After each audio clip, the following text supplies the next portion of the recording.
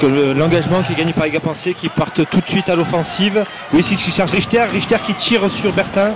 Premier arrêt du match du gardien brestois.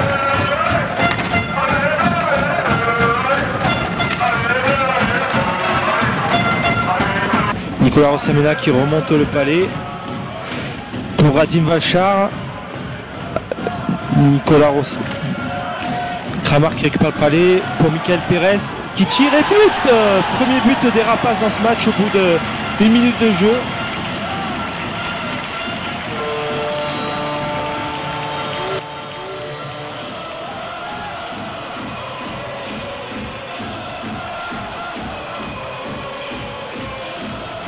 Michael Pérez à l'engagement qui le remporte et tout de suite Gap qui contrôle la rondelle dans la défense offensive brestoise. Et la pression qui s'accentue sur la cage de Léo Bertin.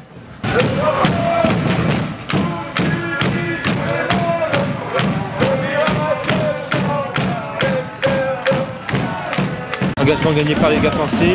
Nicolas Parde pour Teddy Trabichet. Nicolas Parde qui hérite du palais qui tire et but. Palais logé sous la transversale de Léo Bertin.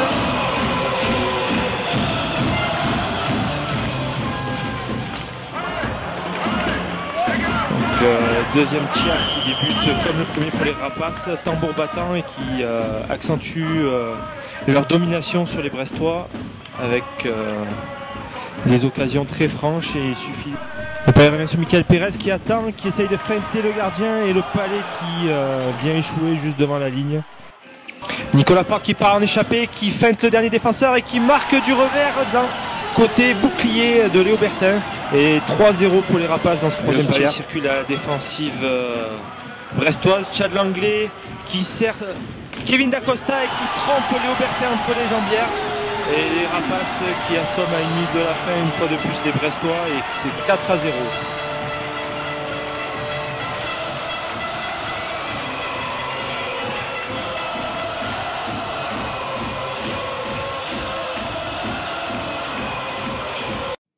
Bonsoir Luciano, donc une victoire 4-0, un blanchissage contre Brest. Vous avez maîtrisé le match de bout en bout. Comment analysez-vous votre match?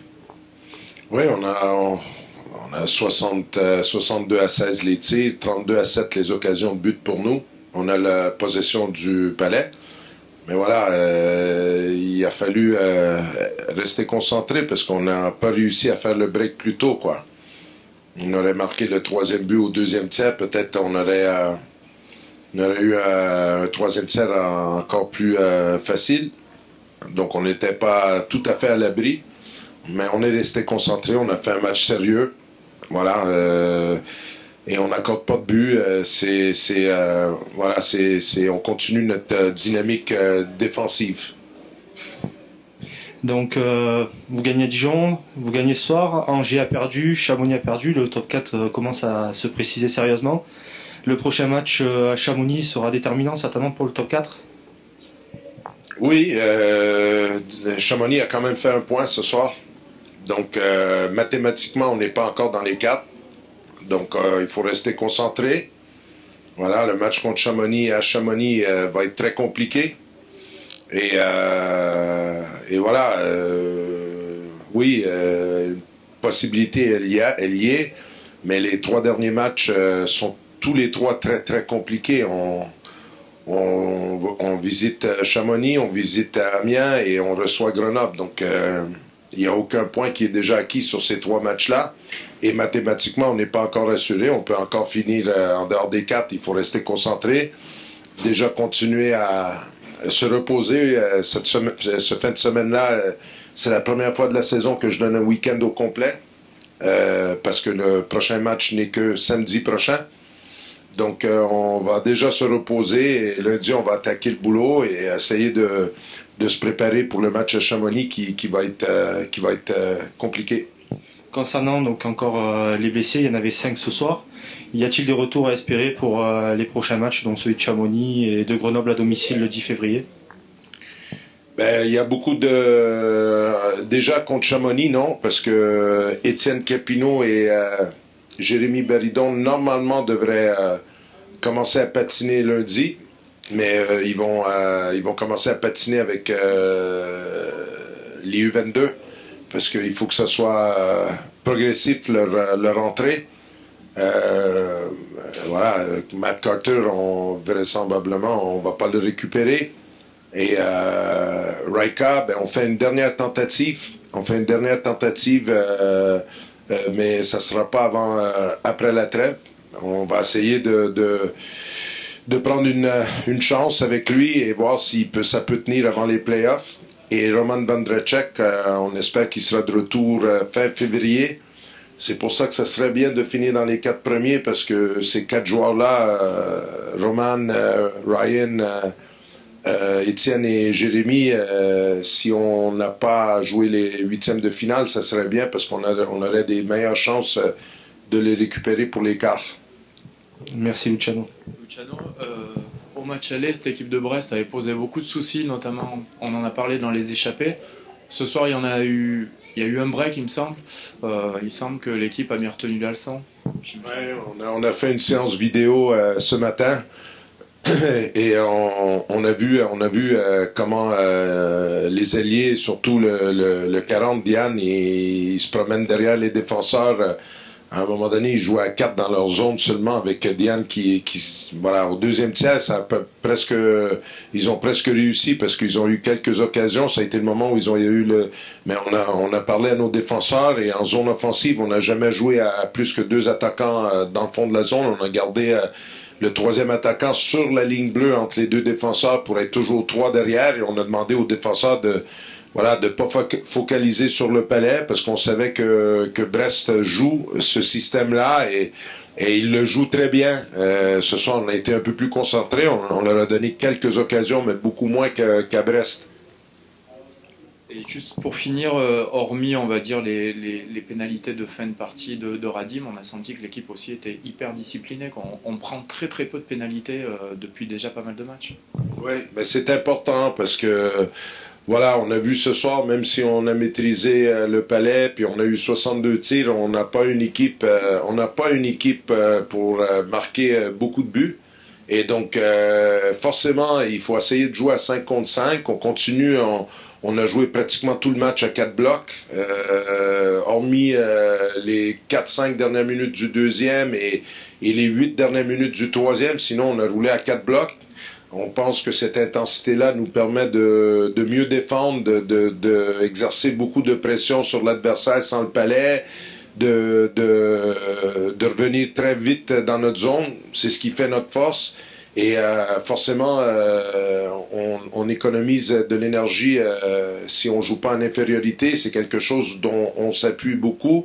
On a une équipe qui est plutôt technique, qui est rapide, pas très physique, et voilà, on n'a pas joué. Voilà, si nous on joue à 5 contre 5, je pense qu'on est bien. Et c'est quelque chose qu'on répète toujours à chaque match, de ne pas prendre de pénalités. On n'en a pas besoin. On est discipliné autant au niveau des pénalités, mais aussi tactiquement, cette discipline-là, elle paye. Sébastien, une défaite 4-0 pour ton équipe. Bon, finalement, vous n'avez quand même pas tant démérité que ça, parce qu'à 2-0, vous avez eu quelques occasions, et là, un petit but aurait peut-être changé la physionomie. Quelle impression te donne ce match? Le match, le sentiment d'avoir peu d'armes pour lutter ce soir. Je pense que c'est la première fois, ça fait 7 ans que je suis l'équipe, qu'en si peu de temps, on perd autant de joueurs. Hier, à l'entraînement, on en perd... entre Rouen et l'entraînement d'hier, on perd 3 gars en plus de Prosvik, 3 attaquants. Un qui a essayé, on pensait Jonathan Abnel, on pensait qu'il pourrait jouer, et ça l'a pas fait. Première période, on prend un 10 minutes complètement stupide qui nous sort en plus un joueur. Un gars flingue ses patins en première période, il y a un défenseur d'Ikis, il joue pas de la période. Donc extrêmement compliqué de lutter avec 5 défenseurs et 9 attaquants, dont 2 défenseurs qui jouaient derrière ce soir. Alors après, deuxième tiers, on a récupéré un peu les 2 gars, la pénalité et le problème de patin.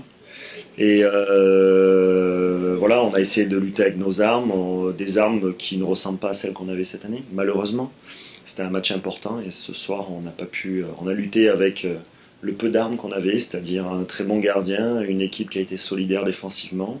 Et puis on a joué les contres, chose qu'on ne fait pas normalement, mais que par la force des choses on était contraint. Au match aller, vous aviez posé énormément de problèmes à cette équipe de Gap, puisque en plus vous aviez gagné en prolongation. Qu'est-ce qu'il a manqué ce soir, justement? C'est que l'effectif, ou alors à l'extérieur, on sait que c'est un peu plus compliqué pour vous? Non, je pense pas que c'est un problème de l'extérieur ce soir, mais on ne peut pas se passer de 4 joueurs comme ça au coup d'envoi d'un match qui joue sur les 3 premiers blocs. On n'a pas une profondeur qui nous le permet. Bon, après on peut toujours faire un vol, un hold-up, en tout cas on s'est battu pour, et là tu dois quand même tirer un coup de chapeau à mes gars qui n'ont pas démérité. Je dois même avouer que je suis un petit peu surpris d'être à portée de fusil au début de la 3e, parce qu'on est quand même chez le 2e du classement, qui a gagné 9 matchs et perdu que 2 fois ici. Très très limité offensivement ce soir. Et la défense, ça n'a pas été notre force cette saison. Donc de devoir retarder l'échéance, ça a été un point positif. Après, comme tu le dis, on a des occasions. Premier tiers, on rate une cage vide. Deuxième période, il y a un break, on rate 2-3 trucs. On aurait pu faire le vol parfait, mais on le doit aussi à notre défense, à notre gardien, à l'abnégation des gars. L'objectif, j'imagine, c'est d'accrocher cette 12e, voire 11e, mais la 12e place en priorité. Ce soir, Morzine bat Angers. J'imagine que c'est un coup dur, mais bon, la semaine dernière, vous avez battu Rouen, donc la course est encore totalement ouverte. Oui, c'est ouvert. Après, bon, il faut pas... nos adversaires par exemple, ce soir, Aubin jouait pas dans la cage, il s'est blessé à Chamonix, il tombe dans un match direct, manque de bol. Bon, après, Morzine est une excellente équipe et travaille fort, et comme nous, manque pas d'abnégation, mais oui, il y a Chamonix qui a réussi à mettre Fouquerel hors du match. Donc ça aussi, c'est pas une très bonne nouvelle pour nous et pour Cham. Donc oui, on va essayer d'accrocher cette 12e place. Il y a une lutte farouche, et je suis persuadé que les équipes qui sont en bas de classement, que sont Caen, Morzine et nous, allons encore faire chuter des grosses équipes d'ici la fin de la saison. Juste pour finir, un petit mot sur cette équipe de Gap. Comment tu analyses un peu ses performances? La voilà 2e au contact de Grenoble, de Rouen, d'Angers et d'autres. Elle te surprend un petit peu? Tu l'as joué à l'aller, au retour maintenant, par rapport aux autres adversaires que tu as pu jouer? Pas spécialement, je pense qu'on les plaçait à peu près dans ces positions-là en début d'année. Il y a une belle profondeur, en plus ils ont récupéré un garçon comme Ritz, ils ont récupéré un Kramar derrière qui est solide, une très belle profondeur de banc que peu d'équipes ont dans la ligue. Non, c'est une belle équipe. Alors certes, Vondracek n'était pas là, Carter, je pense qu'il manquera cruellement pendant les playoffs. C'est un gars qui est capable de faire la différence. Mais ce soir, on a encore vu, nous on a eu 2 matchs, Nick marque 2 buts en face. Je pense que c'est un garçon qui est capable de tirer une offensive. Mais il y a surtout une belle profondeur. Là ce soir, il a dilué un petit peu sur Kathleen pour pouvoir être en rouleau compresseur et nous avoir à l'usure. Je pense que c'était ce qu'il fallait faire. Et non, Gap solide défensivement. Je ne pense pas qu'on ait eu le visage de Gap ce soir. Parce que je pense que c'est une équipe qui s'appuie sur la défense et qui contre-attaque beaucoup, qui utilise sa vitesse. Et ce soir, on a eu tellement peu d'offensive, malheureusement, qu'on les attendait justement, on essayait de les surprendre, parce qu'à Brest, on les a agressés fortement. On les a pressés tout le match et ils n'avaient pas aimé ça. On les a déstabilisés un petit peu, que là, déjà, il y avait l'expérience du premier match, ils s'étaient préparés pour, et puis là, on a essayé d'être beaucoup plus passif, faire une sorte de trappe en zone neutre pour essayer de commiser les énergies et placer des contre-attaques.